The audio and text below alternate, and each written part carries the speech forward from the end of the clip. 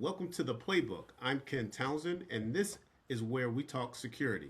There's a lot going on in the world of cybersecurity, and we want to give you the insights on how to resolve all these issues that you hear that's going on in the place. Uh, Today, we have Neema Wasira Johnson. She's a subject matter expert in cybersecurity. Thank you, Neema, for joining today. And I really want to get Thank you for started having me. here. Oh, and you have an interesting background here, and I want to get started really just letting the audience know who you are. What's your story? How did you get into this space, and just walk us through that journey of how you got to where you are today. Thank you for having me. Great opportunity to speak to you today, Ken. My name is Neema Wasira Johnson. I'm the executive director here at Asili Advisory Group. This is a firm that I started as an advising of cybersecurity for SMB. But my background started in technology, where I was serving as desktop analyst, as many of you start your career in desktop. I built desktop for Walgreens Boots Alliance and moved on to firewall operations and networks, etc. And then one day, something came about with the organizational change where I had to pivot into cybersecurity. My first role in cybersecurity was third party risk management, which was essentially evaluating third party risk, strategic partners, and the supply chain in general to bring them to the fold as service providers, professional services, or something to that effect. In doing that, I found myself passionate about understanding risk in general versus the technology background that I came about. So I went back to school, DePaul University, and got my master's in cybersecurity, focusing on GRC. Um, that was quite an experience in itself because as a technologist, my brain always think turn off the firewall, uh, block versus think about the risk profile, right? And so I had to retrain my brain on how to approach cybersecurity, specifically with the risk lens, as opposed as a technologist alone. I spent 16 years of that career doing that type of work at Walgreens. And then I pivoted to financial services. After 16 years of doing retail and pharmacy, I was ready to move into an industry that was not familiar, but continue to doing similar work. So at Trustmark, I served as the executive director for governance, risk management, and compliance. And within 3 months of joining, I also got handed over to me business continuity, disaster recovery, and crisis management. That was quite an experience as well because what I had done in the past is looking at technology as a looking at security as a technology solution, but now I was looking at it from business specific in terms of how do we recover if and when an event comes, and how does risk play a part in the recovery time objectives for everything we're doing, and specifically focusing on risk as opposed to technology. So I built it, my experience became a business leader as opposed to a technologist. That is an evolution that I saw in my own career and I'll continue to see within the industry. In September of 2025, that's when I pivot to start Asili Advisory Group. Small organization, primarily focused on advising leaders on all things cybersecurity, specifically around risk and how they make risk-based decisions, just in time for AI to come in and disrupt all of it. So I'm a teacher, I'm a student, I'm also a practitioner by heart, but this is a passion of mine, and I'm excited to take this journey as we're evolving this career. Wow, no, that's a great story and great background there. And like you said, a lot of us in the field has started that way. I remember being under desk, pulling cables and moving PCs around and all of those things there. So how do you think that experience, that you've had as you came up through, your career on the IT side prepared you for um, kind of what you do now more in that risk management, looking things from that risk management lens? I was prepared for a long time. I think the business is finally catching up. Hmm. We've always talked about about this, right? People were scared of cybersecurity because we were known as the Department of No. That anything we bring our way, we're going to say no because A, it's introducing additional risk, or it's changing how we do things the way we are quote unquote used to. So as a business leader, what has evolved in 20 years is letting that stuff go, Mm-hmm. right? Hmm. From chasing the help desk ticket and the firewall, that was fun. But now I'm talking about what is the impact if and when something was going wrong, and specifically as risk in the operating environment changes so frequently. Mm-hmm. So we are operating in a dynamic risk environment. So us as leaders, we have to start thinking through what would we approach a risk profile today if it's going to be evolving as we're operating. So for 25 years, I guess I was prepared for this, but now I actually get to practice it. And and I could see for large organizations, like you said, retail pharmacy, you've been at, right or wrong, they may have budget or not, probably bigger budgets than most, to handle, those type of things, and whether they address these things or not, can be debatable. But now you said you moved over to more of that independent advisory, type role, there, and I imagine it might be a bit harder to advise some of these smaller organizations on understanding, that cyber risk, and that it's not really this technical problem, but is really still a business problem. Can you talk about that a bit? Still a business problem, and the challenges continue. So I often tell myself I'm more of an educator than I am a risk practitioner, because at the first step of these conversations is just understanding what exactly do they do. By introducing that topic, then by talking about their business, they're more likely to invite me in for conversation. And as I'm learning their business, that's when I'm mapping out the risk profile as they're having the conversation. And then you can then introduce about where, if and when this was going wrong, here's the immediate impact you're going to be facing. It starts with understanding their business, because they seek security, they're thinking money out the window. Mm-hmm. I'm coming in saying I'm going to elevate your business so that you can sell to the next Walgreens. You can sell your product to the next big X company. I've had one client that literally just called me in to have a procurement conversation. And in having a procurement conversation, we ended up talking about risk conversation, which ultimately resulted in having a conversation about their cyber insurance and all that stuff. So it starts small by understanding their business, understanding how they work, understanding of how then, if and when something was to go wrong, how does that affect their business?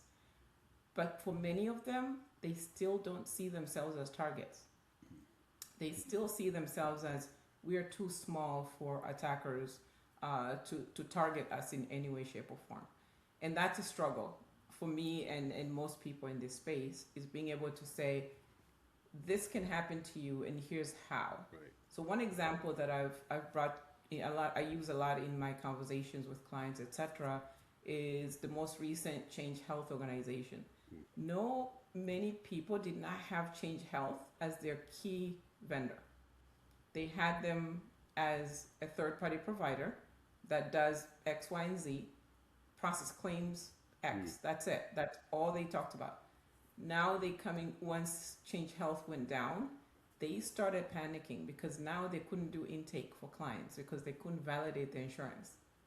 They could not work with payers because they couldn't validate that the work they did was supposed to be paid by the processor who's also connected to Change Health. Right. So it literally evolved over time. But at that moment, then I'm talking to them with things that can literally operationally bring you down from a fully functioning, I don't know, dentist office to now you're closing your doors because you can no longer bring the revenue that you used to bringing in. Yeah, that's a great point, because companies like big retail pharmacy or whatever, the Fortune 100s and fives, yes, they may have the budget, they can spend things, they can still get attacked and do get attacked, but they can ideally absorb a lot of that and recover and still continue. Those smaller businesses, you just hit it, those doors might close. Right, you don't necessarily have that budget. You can't recover, that quickly. And I really like the point you said, and because it was an advice that I was given to me a long time ago. Those who best understand the business has the best chance to protect it. With that approach, understanding the business first before you start trying to sell anything is so valuable. And I think a lot of our leaders and practitioners miss that point. And it could be the sky's falling, trying to sell fear, intentionally or unintentionally, but it's happening, and it doesn't land with the leaders in their audience. Absolutely. One recently, I've never seen my phone blow up than the day Anthropic announces Mythos. I think you're probably part of the same Never heard of this. What are you conversation. talking about? Yeah. What's that, right? It's like, oh my goodness, vulnerability management is done, Hmm. right? That it felt that way on that first day, but my first thinking was like, how is our program really um, able to handle whatever changes that are coming our way? So, as risk leaders, my first instinct was not to panic. My first instinct was like, oh, we've built our program with so much confidence that the vulnerability will come, the patch will be applied, solved. Hmm. And now the window between the vulnerability being identified and the attackers exploiting it and the patching being ready to deploy has shrunk so much that we are literally, our programs are on quicksand. Yeah. And the minute the quicksand shifted, you saw the reaction on the marketplace, right? You saw the reaction in the industry. All of these things can be addressed provided you're evolving as the role is evolving. Yeah. Um, is there opportunities to panic with the introduction of AI? Absolutely. But that should not be the first reaction. Mm. As leaders, we're thinking one step ahead Yeah. every single time. Because adversaries are not thinking like we are. They're like, oh, I can attack one insurance company, grab all their client profile, and attack all the clients. Not necessarily bring this Yeah. one Yeah. down, but I'm going to attack all the Yep. small clients that they have. And that's the piece that we need to look into Yeah. is how is our data affecting all the other people around us? Yeah. Yeah. No, no, I think that's a great point. And how are you seeing the adoption of AI in the SMB space? I don't know if you're working with regulated clients or unregulated or whatever. How are they approaching that, and kind of what are some of the things you're giving them to consider as they go down their AI path? Adoption has been slow, right? Lots of projects are at the pilot level, right? Let's test the waters, Hmm. see how it works, see how it can help us. But I think one of the big challenges that the adoption is facing is being able to demonstrate the friction between there's a value proposition here and there's a risk that we are quote unquote know or don't know yet. That's the friction where I operate the most is what is the business solution you're trying to solve? What is the current process you have in place and how can you then accelerate that process using AI? Most people start with let's buy AI and at some point we'll get into governance. Hmm. That's the friction, Hmm. Yeah. right? And so I talk about AI specifically around governance by understanding what is the value proposition, how have we solved it today, and how can that be accelerated. I think that brings the people closer as opposed to be adversaries in conversations. Yeah. Um, Recent example of that is Air Canada, right? They deployed a chatbot. It wasn't a big deal until it wasn't, right? This thing started offering discounts on flights. Hmm. However, right, the discount and the people took advantage of that, Yeah. right? Oh, I need a flight, I need to get to Canada, and therefore I'm going to utilize as much as possible to save money while I'm doing it. yep. When it was time to pay up, Air Canada actually said, "No, we can't do that. We can't. That was our bot. It made an error."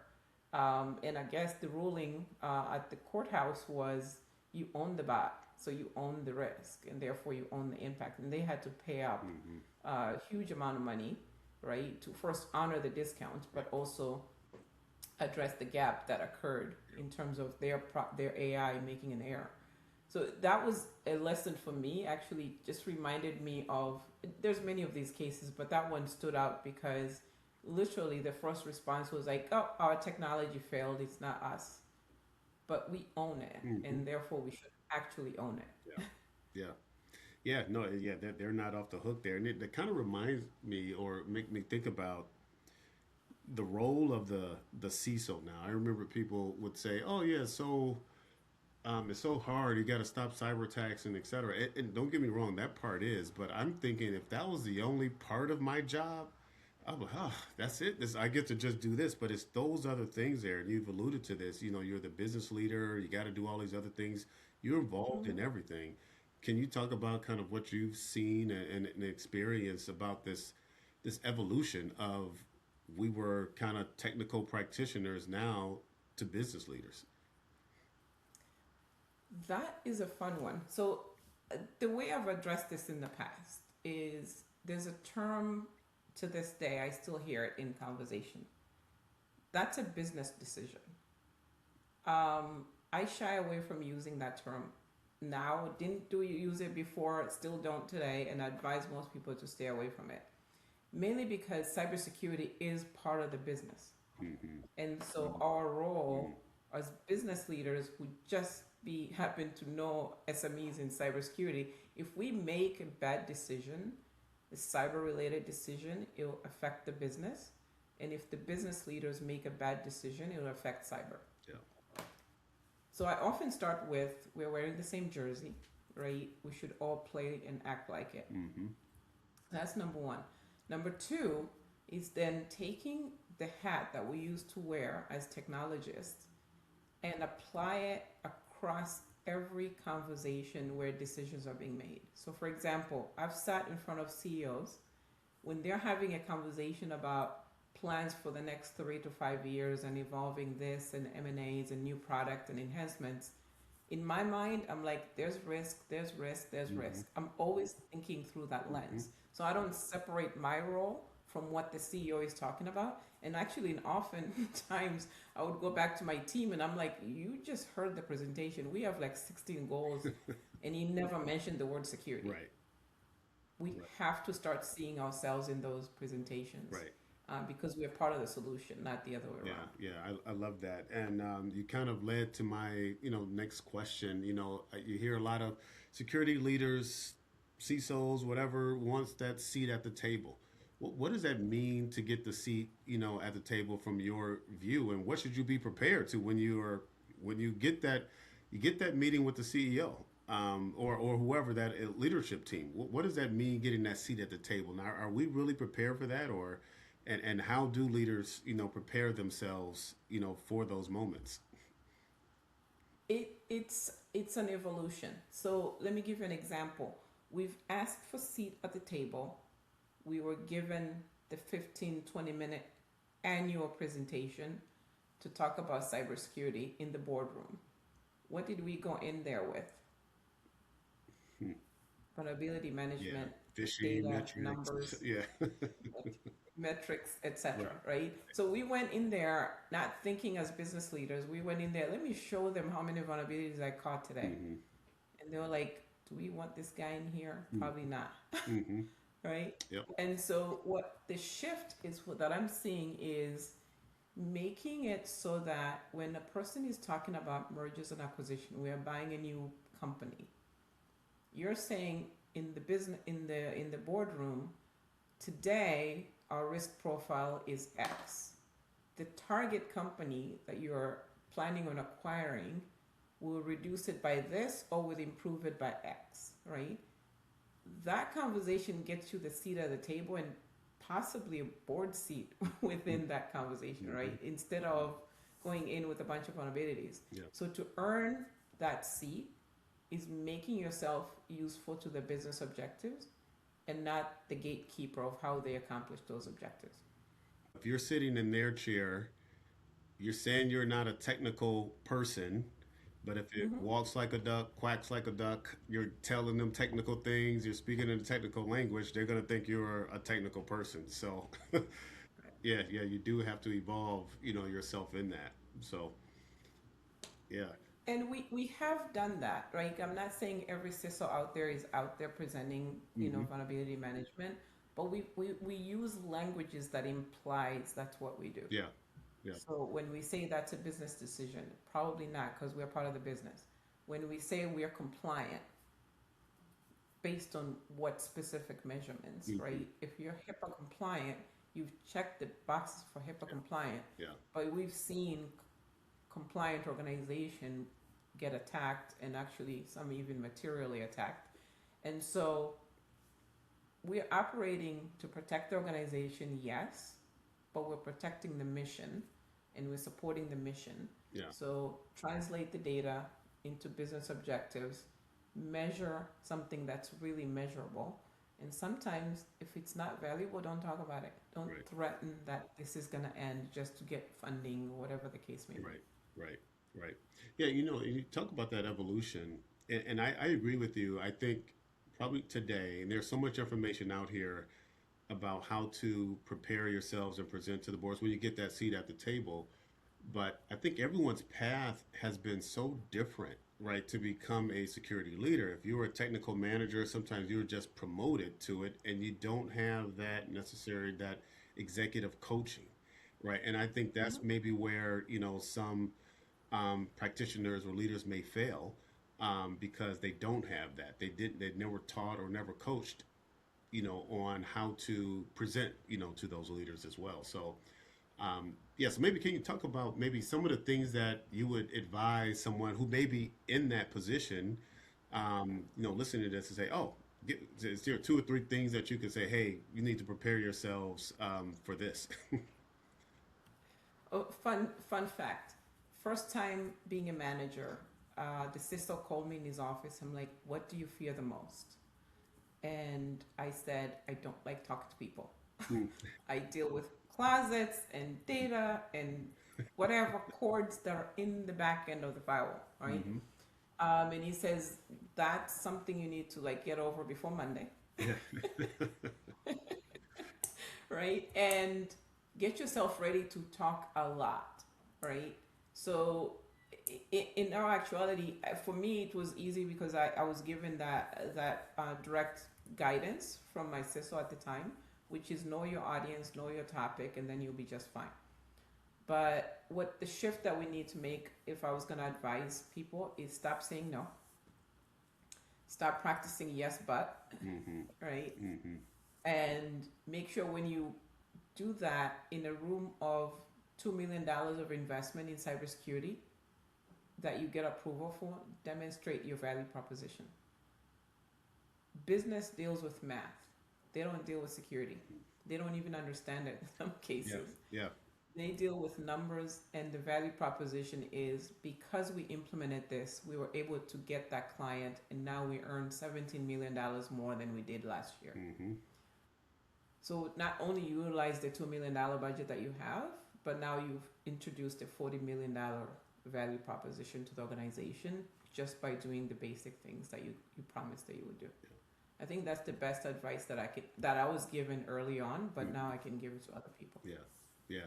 Yeah, no, I think that's good, and you ground yourself in that. I mean, we all have to learn it, right? We don't learn this day one, and trial and error. If you're fortunate enough to get that coaching, to do that. But yeah, it is something you have to keep in mind. We exist because of the business is there. We're trying to protect, the business. So I think that's some great advice there. One thing I wanted to ask though is, so now we spin a lot of plates. You're doing a lot of things here, and also now you're a business owner, so you probably even got more, on the plate there. How do you disconnect? Can you disconnect from this? We hear so much stress and burnout, in this role. I'm sure there's in other roles too. I don't want to just say we're special, but but how do you handle, all of that stuff? How do you, kind of disconnect and recharge? Um, so I moved from corporate office for a long time in my career. I'll be like, if I can just be a manager, if I can just be a director, if I can just be a senior X, if I can just be a vice president. And at some point, I held all of those positions, but I was just like most people. I was stressed. I was actually, my level of anxiety was off the roof. Hmm. So I stopped measuring success based on the title that I had. I started measuring success based on the value that I provide. Hmm. My day can have 19 hours worth of meetings, And there are days like this past Wednesday, I spent 8 to noon shepherding teenage, preteen, middle schoolers. I'd feed my starving children, Mm. and they were hosting a similar team from Mexico, and I'm watching a room full of these kids just serving. That almost gave me enough energy to come back and do some more work, right? And Mm-hmm. so the measure of success has changed for me. Yeah. It's not the title that I carry, but the value proposition that I bring to people. Yeah. No, I love that. I think that's great. Great advice there. And yes, for all of us, to think about not chasing necessarily those titles. What value we're doing, and is it fulfilling, for us. And maybe one last question here as we kind of wrap up, because maybe this kind of goes, hand in hand. I think it's something that I learned over time, like why we can be so stressed out is because we're trying to plug every hole in the dam, right? And everything's a fire. You got a list of your I'm going to do quotes risk register. It has like 800 items in it, and you think you're trying to remediate them all, and I think that can lead to that. So yeah, maybe can you talk about that? How have you learned to prioritize and focus on what's important, right? The risk register is where things go to die, Yeah. right? It is. Because there are things there from 1999 no one has fixed, no one has addressed, no one has even thinking about it, right? And now they're in the register, and every month you're producing a report. It was like, yep, nothing changed. Hmm. Yep, nothing Yeah. changed the next month. Yeah. And month after month, nothing has changed. And so, what I've done different is I actually went back to school, as luck as would have it. I went back to Carnegie Mellon University in Pittsburgh, and there I got my certified CISO certification. I learned the term that I'd never heard before, which is the business of cybersecurity. And what I learned from that perspective, everything we're doing has to be tied to a business value. Yes.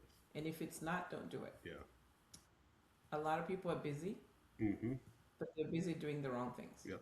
Yep. And so I absolutely advocate for busy with value proposition along with it.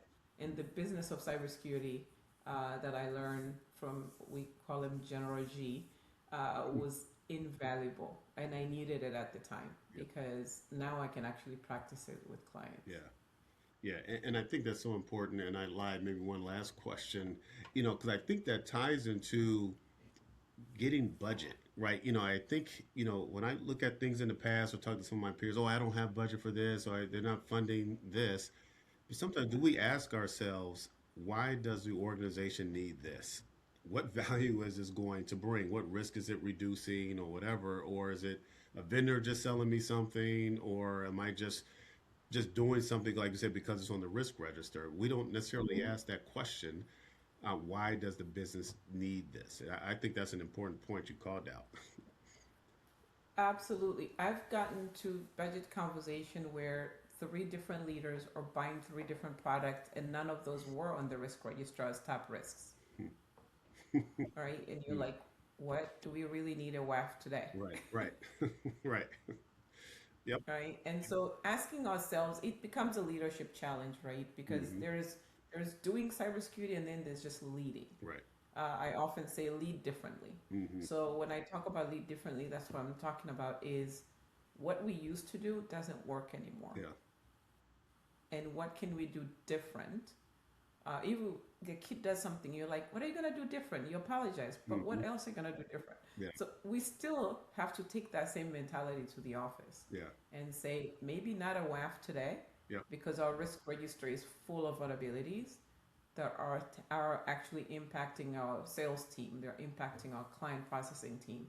Whatever it is that is your mission, Hmm. address that first. Yeah. Yeah. Yeah. Yep. Yeah. So yeah, I'll sum that up. Maybe what I'm hearing from you, because you're an owner, but we all, whether we have our own business or work for someone, we need to have that owner's mindset. I think that's what it really Mm-hmm. comes down to. Mm-hmm. And I appreciate, you so much taking out time from your busy day. I think you definitely, dropped some valuable nuggets here for our listeners here. So maybe I'll just give you the last word. Is there any, last thing you want to share or just remind us on here as we continue with our cyber journey? We're wearing the same jersey. Let's act like it. Yeah, very good point. Very good point. All right. Well, thank you, Neema, again for joining me on the Security Playbook, and we'll see you next time. All right. Thank you guys for your time. We'll talk soon. Okay.